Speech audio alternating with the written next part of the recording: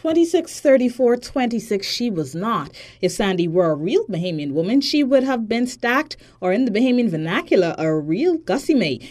You see, the power-packing superstorm had quite a reach. Sandy, the 18th named storm and 10th hurricane of this year's Atlantic hurricane system, was a Category 2 at its peak intensity. Experts say she developed from a tropical wave in the western Caribbean Sea on October 22nd, quickly strengthened and was upgraded to a tropical storm 6 hours later, and her intensity continued. On October 24th, Sandy, now a hurricane, made landfall near Kingston, Jamaica. A few hours later, she re-emerged into the Caribbean Sea and strengthened into a Category 2 hurricane. The following day, Sandy hit Cuba, and on October 26th, it was our turn. She had packed her bags and was on her way to pay a short but memorable visit to the Bahamas. We are advising residents in the central and northwest Bahamas to have already completed hurricane preparations.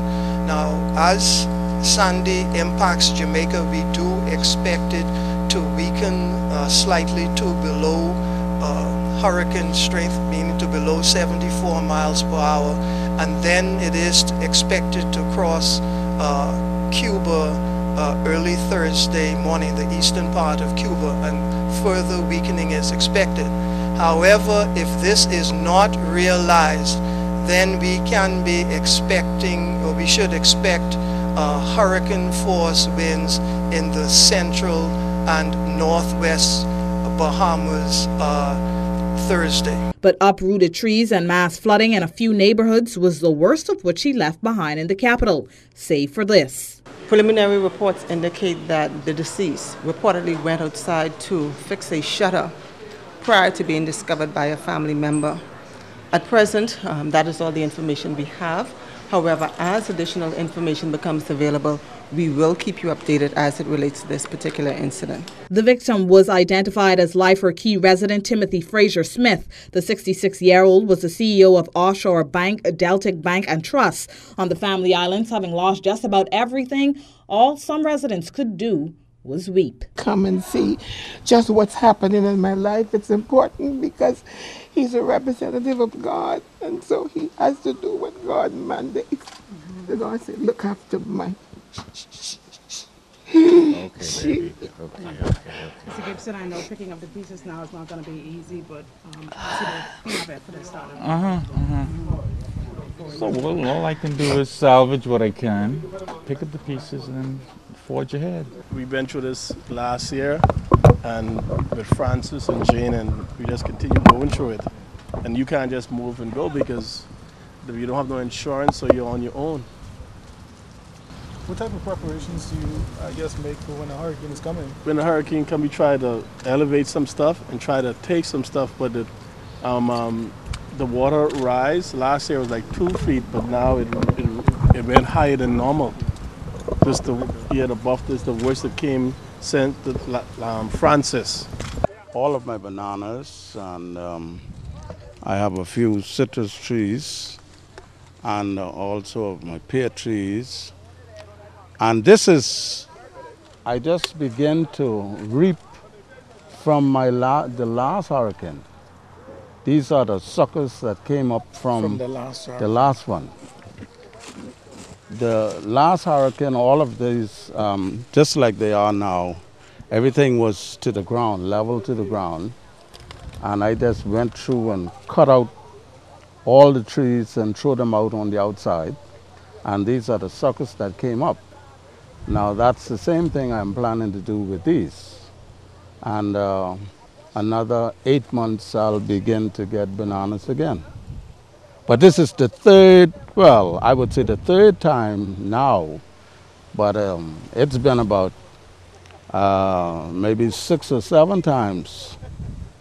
Well, every hurricane come by, you know. Among those making the hardest hit list was Grand Bahama, where in the Queens Cove area, Sandy had been blamed for another death. I told my girlfriend to drop me here because we couldn't drive in the back because the water was still high.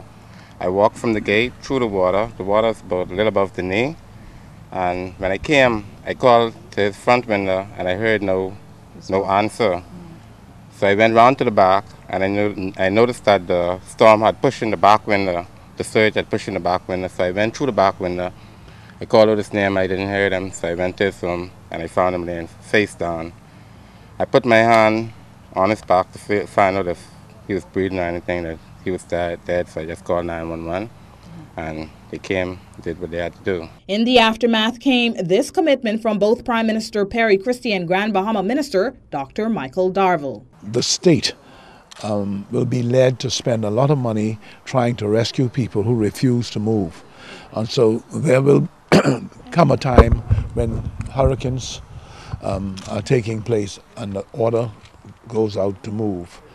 Right now we can do nothing if someone refuses to move. It was anticipated when we passed the Disaster Preparedness Act to require the government to establish a structure, to have leadership in that structure, and to be able to require the agencies of the government to take certain steps towards protecting the people of this country. The difficulty is that when that law was passed, Queens Cove existed. It's one of the vulnerable areas that have been identified in this country. We're in Queens Cove, a low-lying area, and this area was underwater to about 5 to 6 feet. Prior to the storm, urban renewal centers were in Queens Cove, indicating clearly that residents should evacuate. Now, having himself seen the damage firsthand, Agriculture Minister V. Alfred Gray promised to assist. I've seen some banana trees down on my way here, and what I intend to do is to have agricultural officers visit Long Island between now and Thursday next week.